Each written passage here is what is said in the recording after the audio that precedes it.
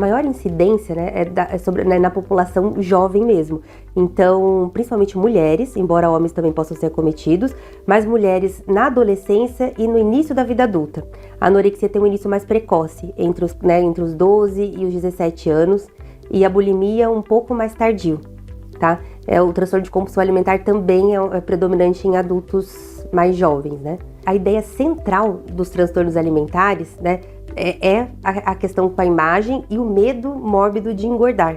Então, assim, o medo excessivo de ganhar peso e o valor próprio muito centrado na imagem, ele é fundamental para o diagnóstico desses transtornos alimentares. Então, além de estar o valor dessas pessoas muito centrado na imagem corporal, também elas tendem a ter uma avaliação equivocada sobre o seu próprio tamanho. Né? Então, elas costumam se ver ou não verem a seriedade do quadro. Então, a gente vê comumente pacientes, por exemplo, com anorexia super desnutridas e sentindo que elas têm parte do corpo gordas, né? Que elas gostariam de ter a barriga de uma determinada forma, que a perna é muito grande, o que é impossível, já que elas estão num quadro de desnutrição. É importante falar que, assim, quem geralmente identifica um transtorno alimentar, principalmente anorexia, são os pais e os responsáveis, porque o próprio indivíduo muitas vezes não tem crítica, né? Ele não vai buscar ajuda. Então, a pessoa começa com uma dieta, ela vai ficando cada vez mais restritiva, ela olha embalagens e conteúdo, valor calórico dos alimentos sempre antes de comprar, começa a querer fazer o próprio alimento, não querem comer o que a família come de uma forma geral, começa a eliminar todo tipo de gordura, óleo da alimentação. Então, e às vezes elas acabam não querendo mais comer com a família para não sofrer pressão.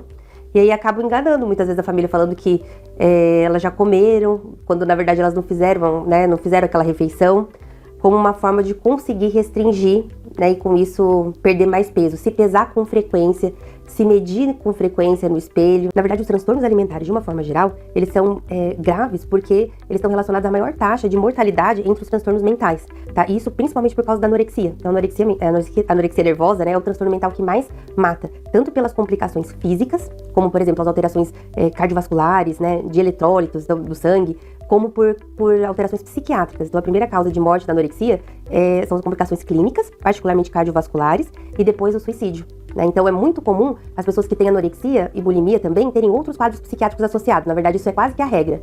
A exceção é a pessoa ter só o transtorno alimentar. Por isso, ele vem acompanhado de doenças físicas associadas, que são consequência da desnutrição ou dos episódios de compulsão e purgação, e as doenças psiquiátricas associadas, que são particularmente depressão e ansiedade. É muito importante falar, assim, que na área, como em todas as áreas da psiquiatria, mas nos transtornos alimentares, é particularmente importante dizer que eles são quadros multifatoriais. Não existe uma única causa, tá? Então, a gente tem uma predisposição genética muito importante. Então, tem uma predisposição genética, traços de personalidade que predispõem a pessoa a um distúrbio alimentar, o período de entrada na adolescência, que geralmente, né, ele cursa com uma mudança muito grande, com mudanças no corpo e muitas mudanças hormonais, né, por conta da puberdade.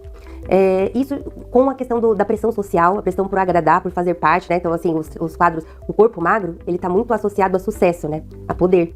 Então, existe muito, né, circulando essa ideia de que a magreza é sinal de, né, capacidade de vencer as suas próprias vontades, estar acima. Então, tem a ver muitas vezes pro jovem como uma forma de lidar com frustrações que são típicas dessa fase da vida. Né? E agora tem os fatores que a gente fala que são os fatores precipitantes, porque tem todos esses fatores que são predisponentes, né, que aumentam o risco de um transtorno alimentar. Nenhum deles é o único, né, responsável. Mas aí, geralmente, o fator precipitante mais comum é o início de uma dieta. Por isso que, né, se trabalha tanto essa questão de não ter um foco em dietas, né, para perda de peso. Porque geralmente é a partir de uma dieta iniciada, que pode até ser uma dieta comum, uma dieta normal, né, o indivíduo vai progredindo para uma dieta cada vez mais restritiva. A maior dificuldade, né, de tratamento nessa área é porque o tratamento ele envolve muitos profissionais. Então a gente fala que o tratamento é multiprofissional.